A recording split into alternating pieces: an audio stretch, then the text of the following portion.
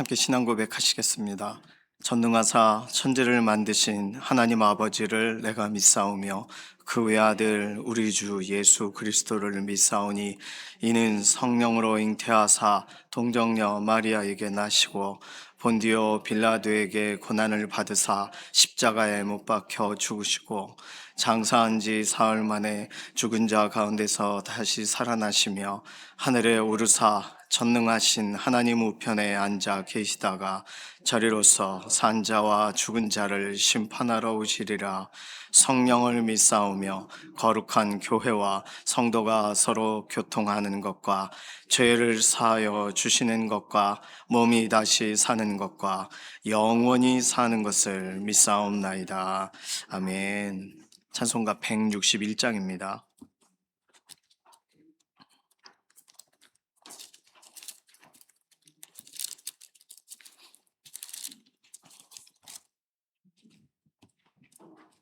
찬송가 161장입니다. 할렐루야 우리 예수 부활 승천하셨네. 세상 사람 찬양하니 천사와 답하도다. 구주 예수 부활하사 사망 권세 이겼네. 구주 예수 부활하사 사망 권세 이겼네. 할렐루야 우리 예수 왕의 왕이 되시고 우리들의 중보 되심 성령 증거하시네. 구주 예수 부활하사 처음 열매 되셨네. 구주 예수 부활하사 처음 열매 되셨네. 할렐루야 우리 예수 흠과 티가 없도다. 무덤 속에 있는 죄인 주가 일으키시네. 구주 예수 부활하사 영광 주로 오시네. 구주 예수 부활하사 영광 주로 오시네. 아멘. 이 시간 잠시 합심해서 기도합니다. 오늘 부활주일, 부활의 기쁨이 전해지는 주일이 되게 하소서. 오늘 연합의 예배로 2부 예배 시간에 우리 유치부, 유초등부, 중고등부, 청년부도 함께 연합해요. 연합의 현장에 우리 다음 세대들에게도 예수님 부활하심에 대해 깊이 믿어지고 감격적인 은혜의 예배가 되게 해달라고. 마지막 기도 제목은 연약한 가운데 있는 교우분들 예수 그리스도의 부활의 능력으로 오늘 병상에서 만나주시고 회복을 더해달라고, 이런 기도 제목 가지고서 잠시 통성으로 기도하겠습니다. 살아계신 하나님 감사합니다. 오늘 우리에게 부활주일을 맞이하게 해주시고 또 부활의 새벽에 예수님께서 부활하심을 감사하며 기뻐하며 함께 모이게 해주셔서 감사합니다. 오늘 모든 예배 현장 부활의 기쁨이 전달되어지는, 부활에 대한 이 확실한 이 사실이 믿어지는 은혜의 예배가 되게 하시되, 특별히 우리의 다음 세대들 유치부와 유초등부, 중고등부, 청년부 믿음의 다음 세대들이 함께 연합하는 현장에 부활의 기쁨이, 부활의 감격이, 부활에 대한 소망이 우리 인생 가운데 온전히 채워지는 아주 특별한 예배가 되기를 원합니다. 하나님, 특별히 병상에 있는 교우분들 연약한 가운데 있습니다. 오늘 돌아보시고 예수 그리스도께서 죽음 권세를 이기시고 사망 권세를 이기시고 우리 연약한 모든 것들을 다 짊어지시고 해결하신 그 은혜가, 부활의 능력이 우리 병상의 교우들에게 실제적으로 오늘 역사하시기를 원하고 회복을 경험하기를 원하고, 하나님 그 중심부터 하나님이 주시는 특별한 은혜를 경험하는 자리가 되기를 원합니다. 오늘 새벽을 구별하여 함께 기도하는 믿음의 동역자들에게 하나님 은혜를 덧입혀 주시고 하나님의 특별하신 은혜로 함께 하심을 드러내 주시옵소서. 오늘 부활 감사 예물로 백승정 집사님, 백음숙 권사님 구별한 손길 기억하여 주시고 새벽에 함께 예배하고 기도하는 믿음의 현장을 지키는 동역자들에게 하나님 이 새벽에 하나님께서 예비하신 은혜를 부어 주시옵소서. 감사드리며 살아계신 예수님의 이름으로 기도드립니다. 아멘. 누가복음 12장 35절에서 38절까지 말씀입니다. 누가복음 12장 35절에서 38절, 신약성경 115페이지, 116페이지 이렇게 되어 있습니다. 누가복음 12장 35절에서 38절까지. 좀 어둡죠? 그래도 혹시 보이시면, 안 보이시면 들으셔도 괜찮습니다. 찾으신 분들 함께 읽습니다. 허리에 띠를 띠고 등불을 켜고 서 있으라. 너희는 마치 그 주인이 혼인집에서 돌아와 문을 두드리면 곧 열어주려고 기다리는 사람과 같이 되라. 주인이 와서 깨어있는 것을 보면 그 종들은 복이 있으리로다.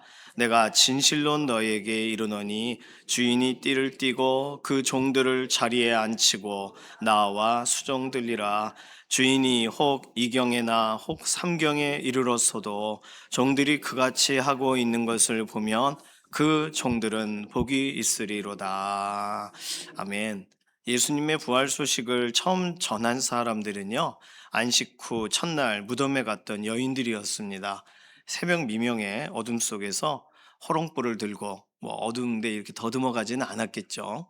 작은 등을 들고 무덤을 찾아갔던 여인들의 목적은 예수님 부활에 대한 기쁨 이런 거 그런 것이 아니라 돌아가신 예수님께 향품을 발려드리고 싶었어요.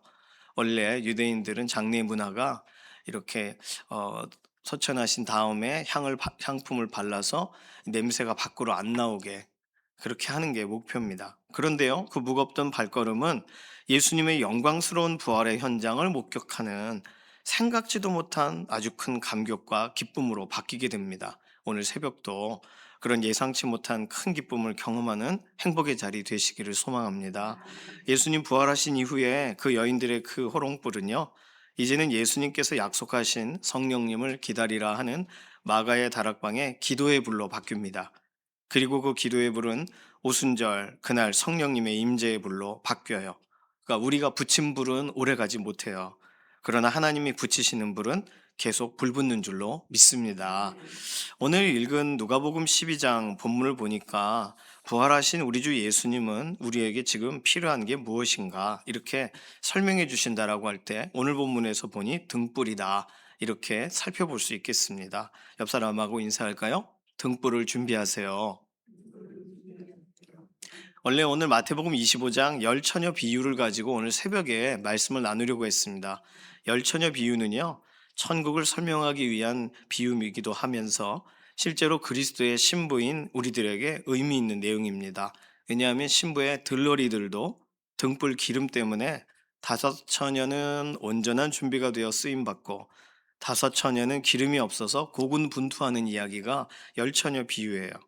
그러니까 신부의 들러리, 신부의 친구들도 그렇게 바쁜데 정작 신부가 준비가 되어 있지 않다면 신부가 어떻게 해야 되는가 앞서 내다볼 수 있는 내용입니다.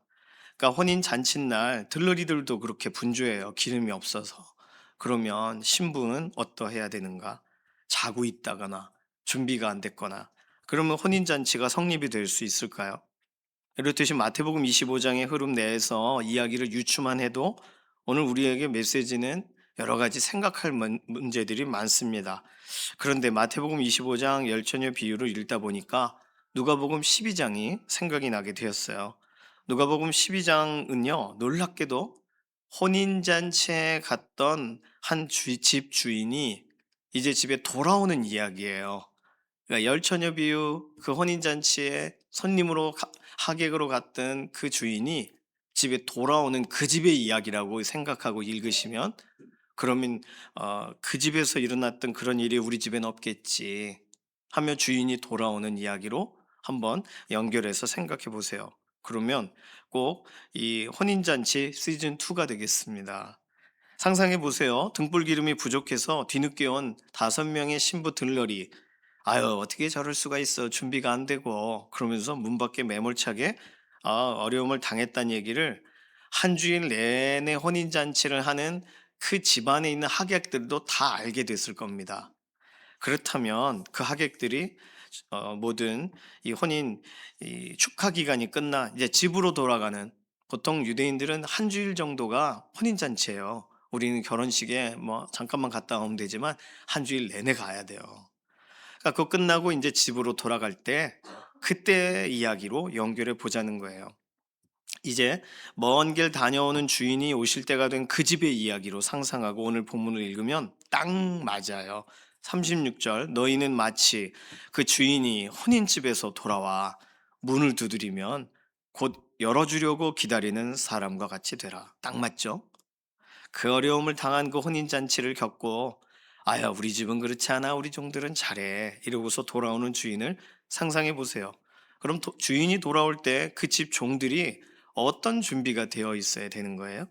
오늘 본문에서 준비해야 되는 사항은요 세 가지입니다. 첫 번째는 35절에 허리에 띠를 띠고, 유대인들은요 통으로 된 원피스 같은 옷을 입었습니다. 뭐 요즘 우리들이 여인분들이 입으시는 원피스는 허리가 잘록 들어가서 입기만 해도 온 맵시가 딱 나오죠. 이스라엘 사람들의 옷은 남자나 여자나 그냥 뒤집어 쓰는 통으로 된 그런 거예요. 허리를 동이지 않으면 그냥 언제든 훌렁 벗겨집니다. 그러니까 일을 하려면 허리를 동여야 돼요. 뭔가 행동을 하려면 예의를 차리고 가려면 허리에 띠를 띄어야 돼요. 그냥 허리를 띠지 않는다는 건 그건 그냥 쉰다는 얘기입니다. 그건 그냥 편안하게 있겠다는 얘기예요. 그러니까 주인이 올 때 허리에 띠를 껴야 옷이 움직이지도 않고 제대로 일을 할 수 있습니다. 이것이 일할 준비의 기초가 되는 거예요. 사랑하는 믿음의 동역자분들, 우리도 의복을 갖추어 입고 주님 맞을 준비를 하시기를 바랍니다. 그럼 우리가 입을 옷은 어떤 것일까요? 계시록 19장 8절에서는 세마포 옷을 입자 설명합니다. 세마포 옷은 성도들의 옳은 행실이다 이렇게 설명했어요. 옳은 행실로 우리 주님 오시는 걸 맞이하자는 거죠. 계시록 3장 5절은 흰 옷을 입는다고 말해요. 흰 옷은 뭐 생각만 해도 정결하고 깨끗한 옷인데 성경에서는 이기는 사람에게 주어지는 옷이래요. 그러니까 더러운 게 묻지 않는 것이기도 하고 실제로 새롭게 깨끗하게 보존되는 것을 설명하기도 합니다. 타협하지 않는 사람, 이기는 사람, 우리 주 예수 그리스도의 말씀으로 이기는 사람. 로마서 13장 12절은 어둠의 일을 벗고 의의 갑옷을 입으라 이렇게 권면합니다. 주님의 군사이니까요. 갑옷, 의의 갑옷. 시편 110편 3절은 거룩한 옷을 입고 즐거이 헌신한다 이렇게 쓰여 있습니다. 거룩한 옷. 다 내용이 조금씩의 차이는 있지만 우리가 입을 옷에 대해 예수 그리스도를 통해 의의 옷을 입은 후에 우리의 삶의 자리에서 거룩하고 의롭고 옳은 행실로 우리 주 예수님 오시는 날 맞이할 기본 준비가 되어야 된다. 이렇게 생각하시면 되겠습니다. 의복을 갖추고 주님 오시는 날 전혀 당황하지 않고 온전한 준비됨이 있으시기를 소망합니다. 두 번째는요, 그 집 종이 준비해야 될 두 번째의 것은 35절에 있는 등불입니다. 등불을 도구라고 말할 수 있겠어요. 그 종에게 유일하게 소개된 도구는 등불이에요. 등불을 켜는 것은요, 어두운 밤 낮과 같이 밝게 하는 용도와 또 모두가 깨어나게 하는 용도와 도둑이 올 때 환하게 밝혀져 있는 집을 도둑이 마음껏 들어올 수가 없죠. 그러니 깨어있게 하는, 방비하는 도구가 등불이에요. 등불 뭐 켜놓으면 별거 아닌 것 같은데 이런 여러 가지의 영향이 있습니다. 불 꺼진 집 아무나 들어가고 싶죠. 그러나 환하게 켜지면 활동성이 좋아지지가 않습니다. 그래서 오히려 두려운 사람들은 위축되고 일하는 사람들은 더 잘 보이니까 잘 움직여요. 물론 등불은 주인을 환영한다는 의미이기도 합니다. 불을 켜둔 이유는요, 오실 주인을 위한 것이니까요. 그럼 성경에서 등불을 무엇에 자주 비유했을까요? 등불 어떻게 켜야 된다고 설명할까요? 잠언 6장 23절은 대저 명령은 등불이요 법은 빛이라 이렇게 설명해요. 그러니까 말씀을 따르는 사람, 등불을 가진 자 이렇게 설명합니다. 또 말씀을 따르지 않는 자 악인의 등불은 꺼지게 되리라. 잠언 24장 20절. 그래서 독특하게도 등불을 말씀으로 적용해서 구약에선 설명합니다. 그래서 이제 하나님은 그분의 말씀을 따르는 다윗 그리고 그 자손들에게 다윗에게 항상 내 앞에 등불을 가지고 있게 하리라 이렇게 약속을 하세요. 그렇습니다. 등불은요, 말씀이에요. 우리는 다른 것으로 우리를 밝힐 수가 없습니다. 다른 것으로는 우리 모두를 깨어있게 할 수가 없습니다. 하나님의 말씀을 붙드시기를 소망합니다.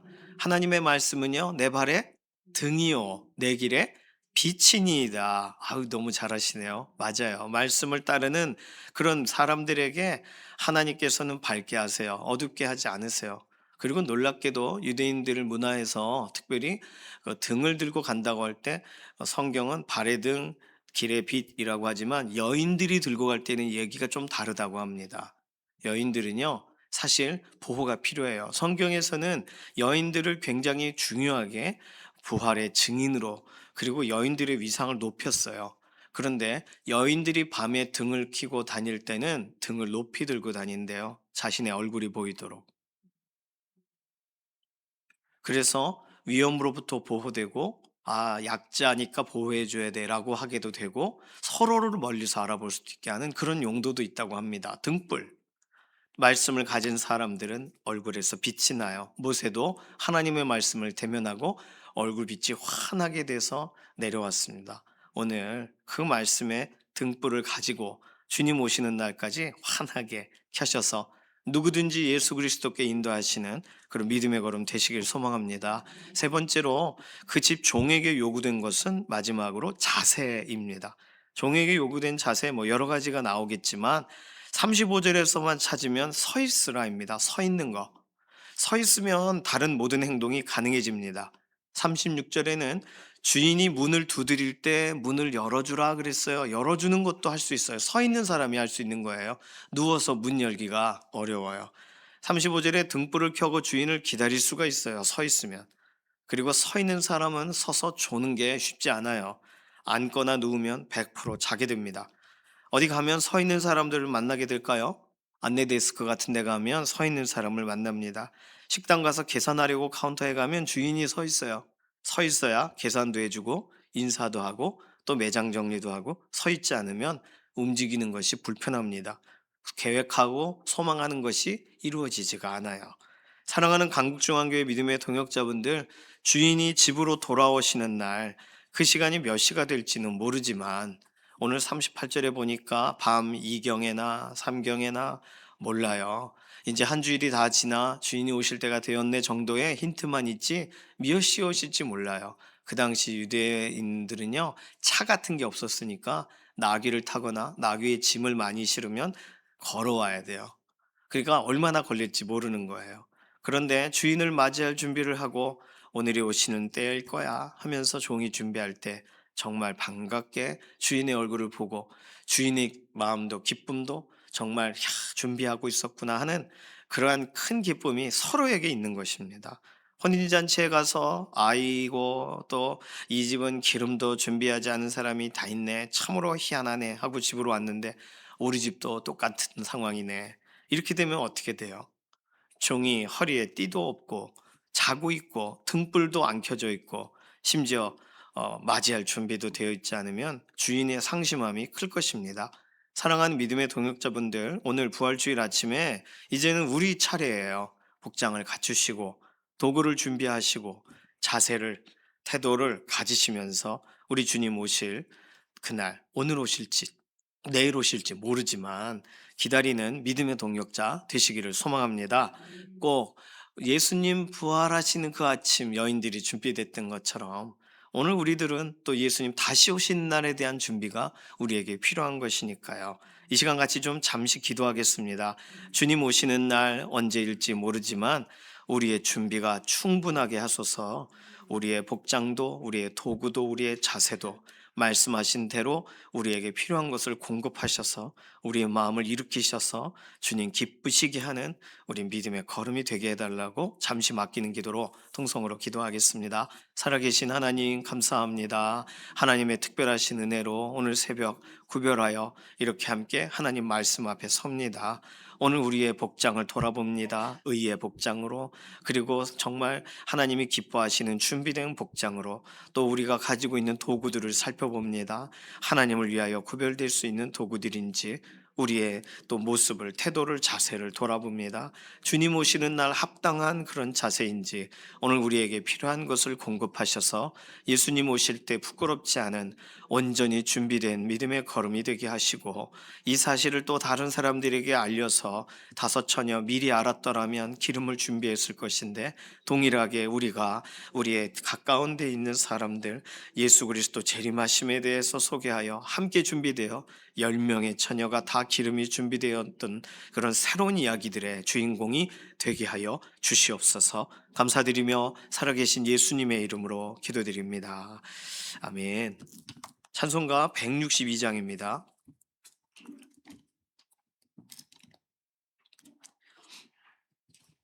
162장 1절하고 3절 부르겠습니다. 부활하신 구세주 나 항상 섬기네. 온 세상 조롱에도 주 정령 사셨네. 그 은혜로운 손길 부드러운 음성 주 예수 나와 함께 늘 계시네. 예수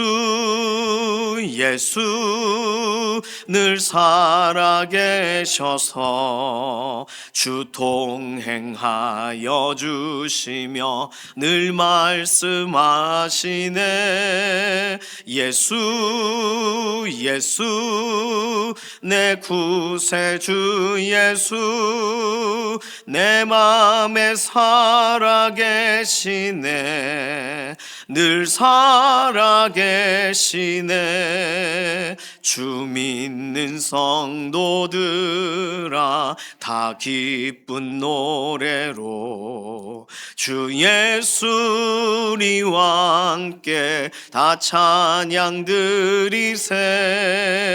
이 세상 소망이요 참 친구 되시는 주 예수 영원토록 찬양하세.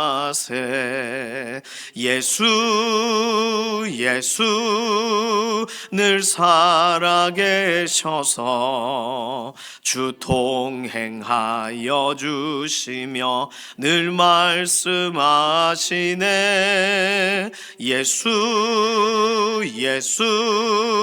내 구세주 예수 내 맘에 살아계시네. 늘 살아계시네. 아멘. 오늘 이렇게 초를 가지고서 이게 촛불 예배인데요. 뭐 옛날에는 진짜 초를 켰어요. 또 낭만도 있습니다. 요즘 불나고 그래서 이렇게 바꿨습니다. 이대로 그냥 두시면 돼요. 예, 가지고 나가지 마시고요. 이대로 두시면 되겠습니다. 이제 새벽 예배가 특세 기간은 5시 30분이었지만 일반적으로 우리 교회는 5시에 해요. 그래서 뭐 조금 이르다고도 하고 하는데, 사실은 뭐 모든 교회가 시간 차이들이 다들 있습니다. 내일부터는 이제 다니엘서 본문, 이제 우리가 잘 앞에 거 못 다뤘던 걸 다 이제 돌아가서 다니엘 9장부터 우리가 살펴볼 거예요. 그래서 새벽 동일하게 새벽도 구별하셔서 새벽 기도의 자리에 참여해 주시기를 바랍니다. 오늘 새벽에도요, 그래도 그냥 가실 수는 없어서 좀 빵하고 우유를 좀 준비했습니다. 가시다가 하나씩 꼭 가져가시면 되겠습니다. 주님께서 가르쳐 주신 기도하고 개인 기도 그대로 진행하도록 하겠습니다. 하늘에 계신 우리 아버지여, 이름이 거룩히 여김을 받으시오며 나라의 임하옵시며 뜻이 하늘에서 이루어진 것 같이 땅에서도 이루어지이다. 오늘날 우리에게 일용할 양식을 주옵시고 우리가 우리에게 죄 지은 자를 사하여 준 것 같이 우리 죄를 사하여 주옵시고 우리를 시험에 들게 하지 마옵시며 다만 악에서 구하옵소서. 나라와 권세와 영광이 아버지께 영원히 쌓옵나이다. 아멘.